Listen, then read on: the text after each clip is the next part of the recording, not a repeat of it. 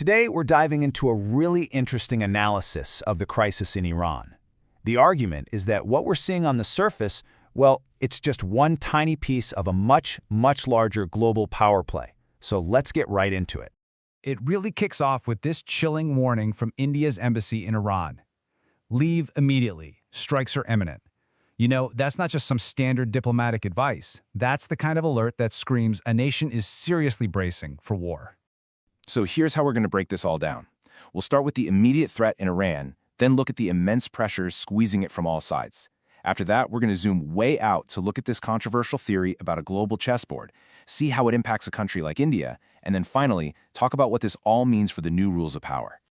Okay, first up, the red alert. According to the source material we're looking at, the drums of war are beating, and they are beating loudly. We are way past speculation here. We're talking about active planning for a major conflict.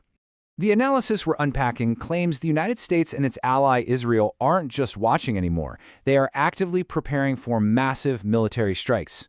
Now, this external threat is a huge piece of the puzzle, but what makes this whole situation so incredibly volatile is that, according to the source, that's only half the story.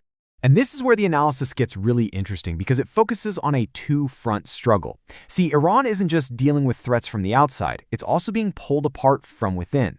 And this slide just lays it out perfectly. It shows the incredible squeeze Iran is in right now. On one side, you have these huge anti-regime protests. The source argues that after years of hardship and oppression, the people are finally losing their fear.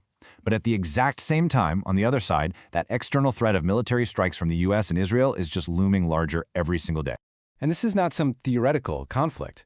The source points to a devastating human cost, with reports of over 2,400 protesters killed.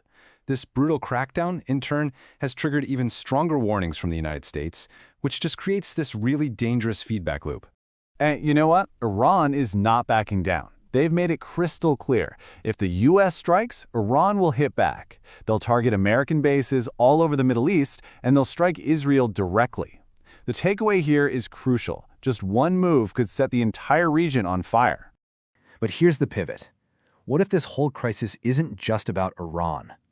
The source argues that to really get what's going on, you have to zoom out and look at the entire global chessboard. And this gets us right to the heart of the analysis. Is this all just about Iran's internal politics or its nuclear program? Or is it one move in a much bigger game? According to this theory, the answer to that is a hard no. So the source puts forward this idea it calls the global chessboard theory. And the argument is pretty straightforward. What's happening in Iran isn't some random isolated event. Nope. It's actually part of a coordinated, systematic campaign to weaken and destabilize any country that's aligned with Russia and China. And to support this idea, the analysis points to what it sees as a pattern. It highlights pressure being put on huge projects like the economic corridors in Pakistan and Myanmar, and then it points to the crises in places like Venezuela and Syria, and even recent political shifts in Bangladesh as more evidence of this alleged campaign against allies of Russia and China. So, if this giant global power play is really happening, what does that mean for other countries that are caught in the middle? Well, let's take a look at the source's primary example, India. This is a pretty fascinating, real-world example of how these big geopolitical pressures actually work. The source points out that India's largest company, Reliance, recently stopped importing Russian oil.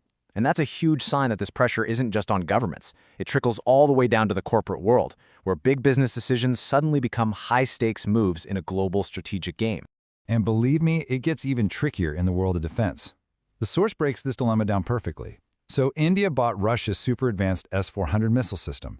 Great for its defense, right? But that one decision basically slammed the door shut on getting America's top-of-the-line F-35 jet. This isn't just about buying military hardware. It's about choosing a side. Picking one superpower's tech can lock you out of the other's entire ecosystem. It forces India to perform this incredible high-wire act, just trying to stay independent while being pulled in two opposite directions. All of this leads us to the final, and maybe most important takeaway from this whole analysis. The very nature of power and conflict is changing. It's not just about tanks and jets and military strikes anymore. The source argues that today's arsenal is full of what it calls invisible pressure. We're talking about things like huge tariffs or stock market manipulation to create an economic crisis. We're talking about diplomatic warnings that draw red lines in the sand, covert actions to destabilize a country's neighbors, and of course, the incredible power of big tech to control our data and shape what we see and believe. This, right here, is the new battlefield. Which leaves us with this final, really powerful question to think about.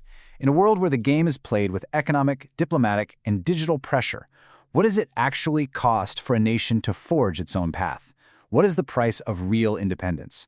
It's a heavy thought to end on, but it's at the core of this entire complex analysis.